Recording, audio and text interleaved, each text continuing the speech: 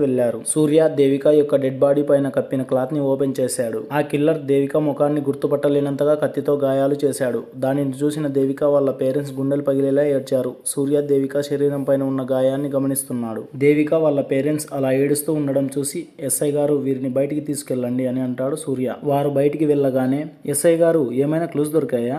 ఆ కిల్లర్ చాలా ఇంటెలిజెంట్గా ఉన్నాడు. ఏ ఒక్క క్లూ కూడా దొరకకుండా చాలా జాగ్రత్త పడుతున్నాడు. ఇంకో ఆశ్చర్యం కలిగించే విషయం ఏమిటంటే మామూలుగా కిల్లర్స్ ఎలాంటి ప్రూఫ్ లేకుండా వస్తువులు దొరకకుండా జాగ్రత్త పడతారు. కానీ ఈ కిల్లర్ మాత్రం డెడ్ బాడీ చుట్టూ కత్తి, అగ్గిపెట్టె, సిగరెట్, తాడు ఇలాంటి వస్తువులు పెడుతున్నాడు. అవి ఇంటెన్షనల్ గానే పెడుతున్నాడు అని అర్థమవుతోంది. కానీ ఎందుకు పెట్టాడో అర్థం అవ్వట్లేదు. మరి ఆ ఎవిడెన్స్ సరిపోతుంది కదా కిల్లర్ ఎవడో తెలుసుకోవడానికి? లేదు సూర్య, మేము ట్రై చేశాం కానీ లాభం లేదు. ఆ వస్తువులు మనల్ని మిస్లీడ్ చేయడానికి పెట్టాడని అర్థమవుతోంది.